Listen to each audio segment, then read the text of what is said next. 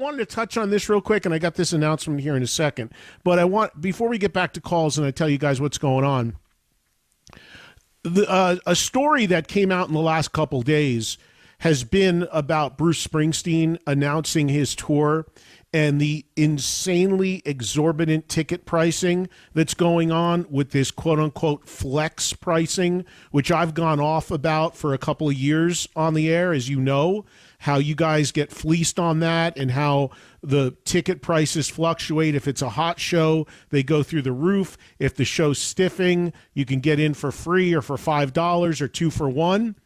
Well, the Springsteen tour got announced, and the flex pricing pushed tickets to like $4,000 to $5,000 a ticket, which is just so asinine to me and so ridiculous to me in this economy, in this world. The idea that someone would pay $5,000 to go to a concert is mind-blowing to me.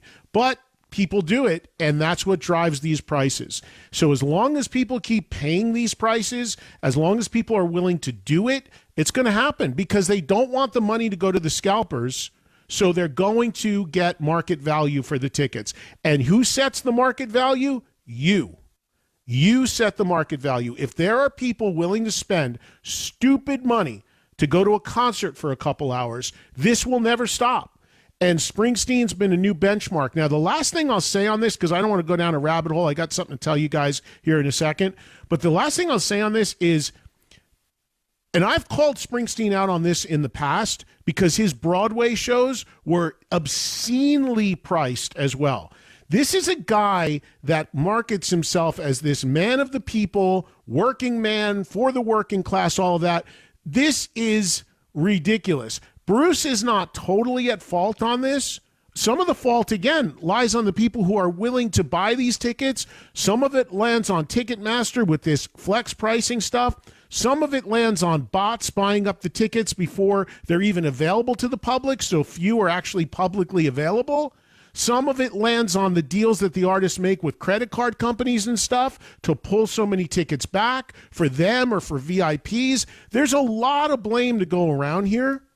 But at the end of the day, to me, and I will never go back, I will never forget what my friend Danny Zalesko, who has been a concert promoter for like 40, 50 years in the Phoenix area, who was on this show to promote his book a couple years ago, and who said on this show and in his book, at the end of the day, the cost of concert tickets lands firmly on the artist. Because the artist sets the guarantee on what they're going to want to be paid, which will impact the tickets. But if you think about it, if an artist really, really wanted to control ticket prices, there's ways to do it. And the reason why some of this is okay by the artist is who's getting the taste of the upcharge? The artist. They're often in on these upcharges. Now, I don't know the nature of Springsteen's deal, and if he is, but this is controllable if you wanted to control it. There was the comedian Louis C.K., when he was touring and he was playing arenas, he did deals with the arenas where you could only buy tickets from him directly from his website. Every ticket in the building was $100 flat rate. And in order to get the ticket, there was a way to do it so that it went to the person who actually bought it and it couldn't be resold. There are ways to do this if you really want to. Why don't most of these artists don't do it? Well, it's easier to pass the blame on something else because it makes you look better and because they're benefiting from it.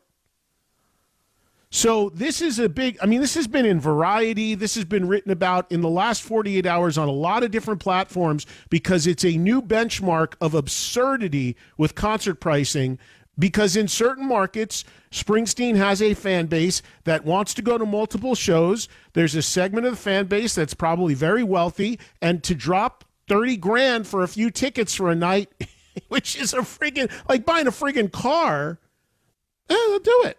But it just destroys any logic for most people to go to a show. And I say the only recourse is to not buy the tickets at that price, and eventually they will come down. People can't help themselves, though. They will go, they will buy the tickets. And that just keeps driving it. And every couple months, every couple years, we will have a new artist that will set a new benchmark for concert ticket pricing. It's just madness. So anyway, I didn't get a chance to touch on that story with so much going on the last couple of days. And if you want to call in on it, you can. But all these policies, the way ticketing works, the phantom fees, these fees at the end of the day on what you pay, like the ticket's $200, but you check out, it's $300 for fees. You don't even know where that money's going. New York, the state of New York just passed a law against all of that, by the way. And hopefully more states will follow suit, because it's got to become a national thing.